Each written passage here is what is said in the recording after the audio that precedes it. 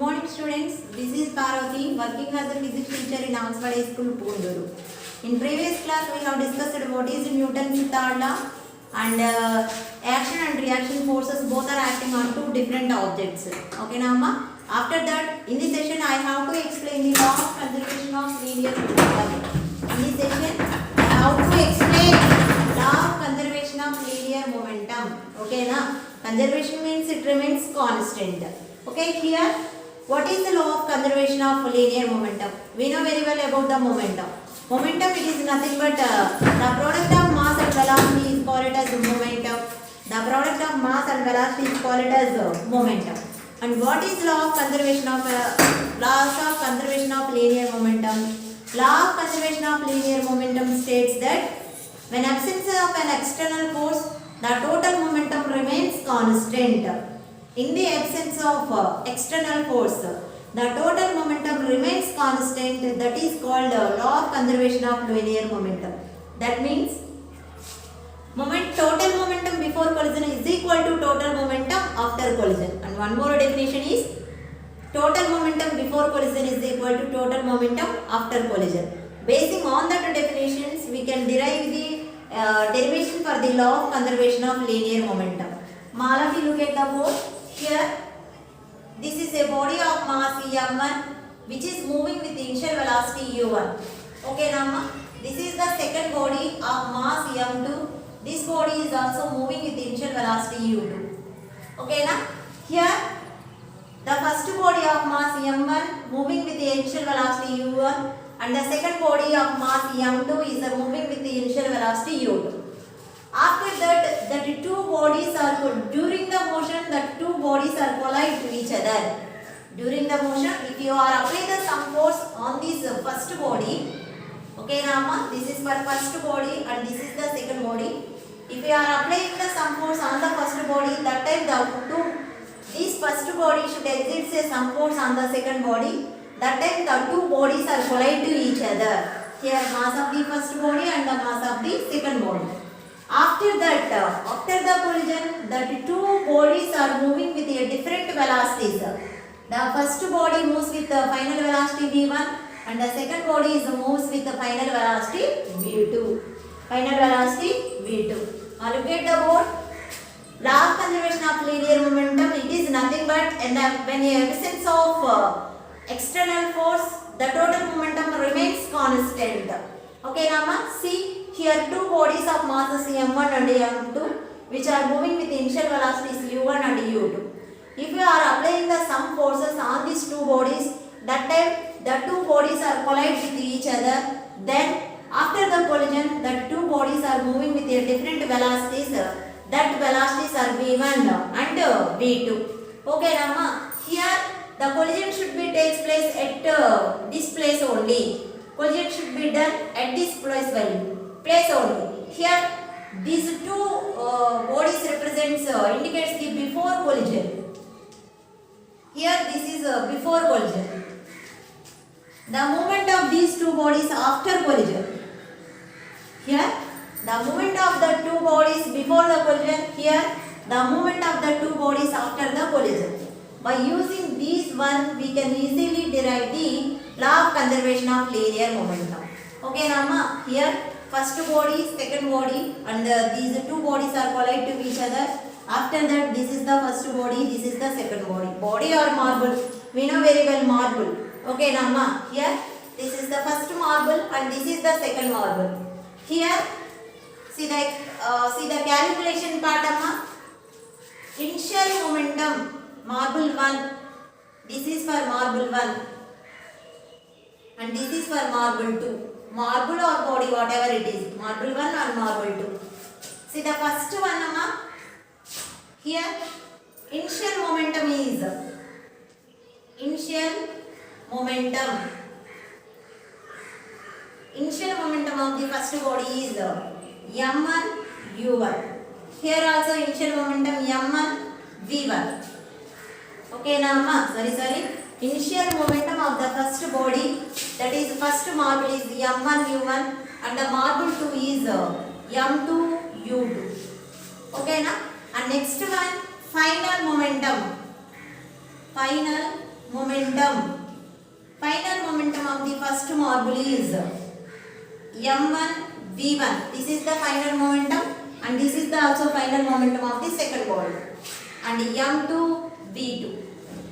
But here this is the final initial momentum of the first marble, initial momentum of the second marble. This is the final momentum of the first marble and this is the final momentum of the second marble. Okay, now change in momentum. Change in momentum. Change in momentum is equal to final momentum minus initial momentum. Here also final momentum minus initial momentum. My final momentum is m1 v1. Initial momentum is m1 u1. Here also final momentum is m2 v2. Initial momentum is m2 u2. Okay, now and next one, rate of change of momentum. Rate of change of momentum. Rate of change of momentum. Rate means the above equation is divided with the time. That means m1 v1 minus m1 u1 by t. Here also m2 v2 minus m2 u2 by t. Okay, now here this is for marble 1 and marble 2. Initial momentum, final momentum, change in momentum and rate of change of momentum. Okay, now here in this case, if you are applying the sum force on the first body, that means the first body should exert a sum force on the second body. That one should be represented by F12. At the same time, the second body is also exerts a sum force on the first body, that is represented by 2-1. Here the two bodies are in opposite direction but are in equal magnitude. Okay, now here this is rate of change of momentum is always directly proportional to external force acting on it. That is F12. Here also the rate of change of momentum is always directly proportional to external force acting on it. That is F21. Here F12 is equal to m1 v1 minus m1 u1 by t.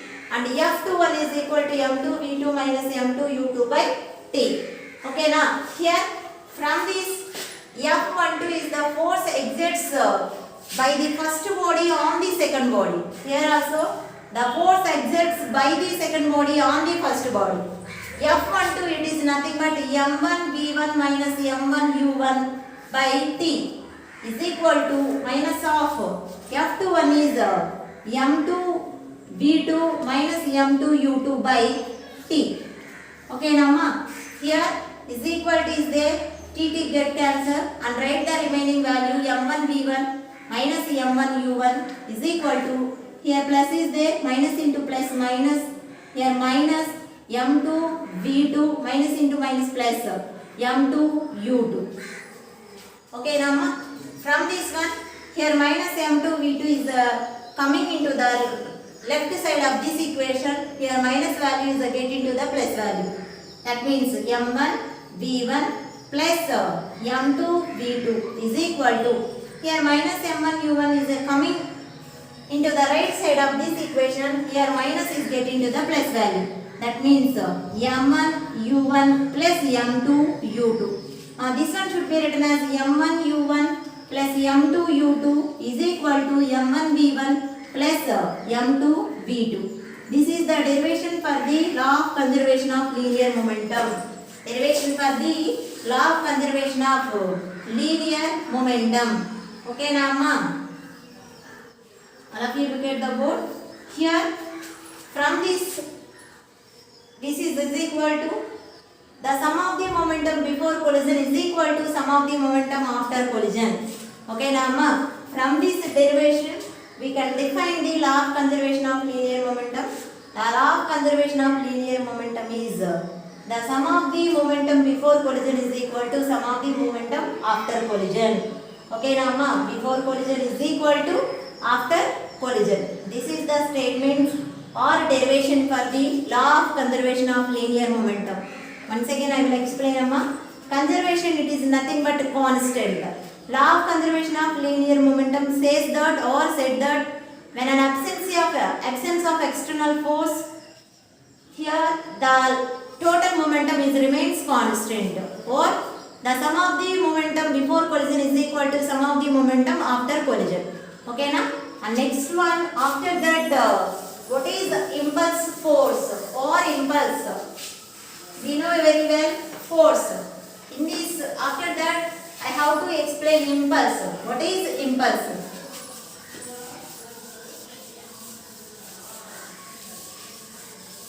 What is impulse? Mark here. We know very well F net is equal to delta P by delta T.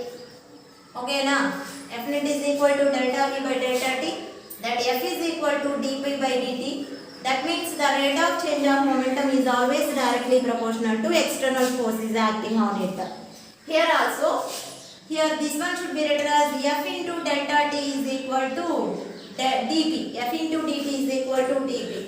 F means force and dt means the interaction time, and delta P is the change in momentum. Impulse, it is nothing but the product of force and the interaction time is called as the impulse. Now look at the board, impulse. Impulse. Impulse. Generally it is represented by the capital I. Impulse I is equal to the product of force and interaction time is called as impulse. Or the change in linear momentum is called as impulse. Change in linear momentum. Change in linear momentum. Okay now Amma, here impulse, it is nothing but the product of force and interaction time is called as the impulse, or the change in linear momentum should be called as impulse. Now we know very well, while catching the fast moving cricket ball, that time the fielder pushes hands backwards. Okay now, while the fielder he pushes his hands into the backward direction, that means here a large force, here also to increase the time, that means by decreasing its velocity of or speed of a ball. While catching the cricket ball, that time the fielder push his hands into backward direction. That the main intention of the fielder is to increase its time by decreasing its velocity. In this situation, here the velocity should be decreases. At the time, the force of impact of the ball on the hands should be reduced. The force of impact of a ball on the hands is reduced. That's why while catching the cricket ball, the fielder pushes the hands in backward direction. Okay now, that means to decrease or to reduce the velocity or speed of a ball. Okay now, here these are all example for the impulse or impulse. Impulse, it is nothing but product of force and interaction time. And next change in momentum is also called as impulse. Now here also two units are there for measuring the impulse. The first unit is the CGS unit. CGS unit of impulse is equal to dyne second. Dyne second. CGS unit of impulse force is dyne second. And next MKS unit of impulse force is Newton second. Okay Rama, there are two units to measuring the impulse. The first one is the CGS unit. The CGS unit of impulse is dyne second. And next MKS unit of impulse is Newton second. Okay now, here the impulse, the word of impulse that should be used in cricket, while explaining the catching of cricket ball, the impulse word should be used. And next one, impulse forces. Impulsive forces means the forces should be acted over a limited time. The forces should be applied over a limited time. That forces should be called as impulsive forces. For example, take the two eggs. That two eggs are dropped from a certain height. Now these are all examples regarding the impulse or impulsive forces. Okay now, here see the one more example. That is, take the two eggs. That two eggs is dropped from a certain height. Okay now, here one of the egg is dropped on a concrete floor. This is for concrete floor. Concrete floor. This is for pillow, crushed pillow. Pillow. Here, these are the egg.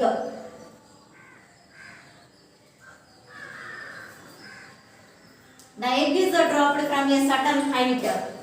This is for egg. This is also egg. Here Amma, take the 2 eggs. That 2 eggs are dropped from a certain height. One egg is dropped on a concrete floor. That means it will be easily break because a large force is applied on the egg due to a short interval of time. Okay, now Amma? At the same time, the egg that should be fall on the below, it will not be break because here the lesser force should be applied on a longer time interval. Now see this one, here short time or longer time. This principle or this phenomena is used in a fielder while catching a cricket ball. See Amma, one egg is dropped on a concrete floor. Here the egg will break up because in this situations a large force is applied on the egg due to a short interval of time. Okay na?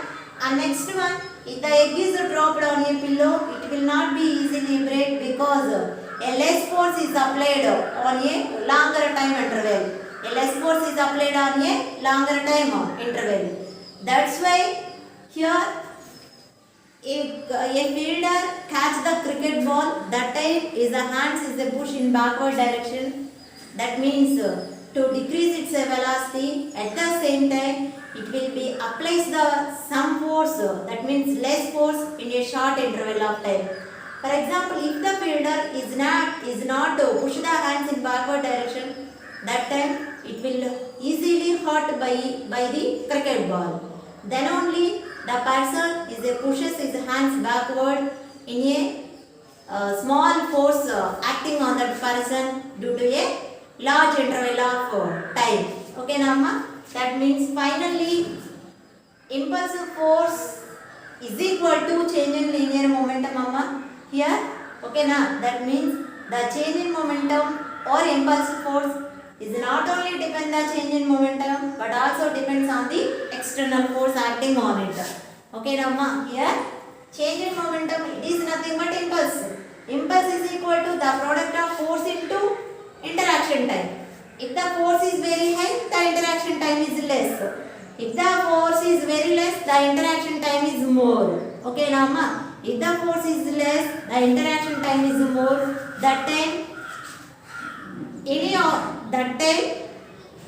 you will get less pain. If the impulsive force is more, the interaction time is less. That time you will get more pain. Okay, now these are the examples regarding the impulse. Impulse, it is nothing but change in momentum. Okay, now ma, change in momentum. Here in this section, we have discussed law of conservation of linear momentum and also impulse or impulsive force. Finally, impulse, it is nothing but product of force and interaction time and also change in linear momentum. Okay, now thank you.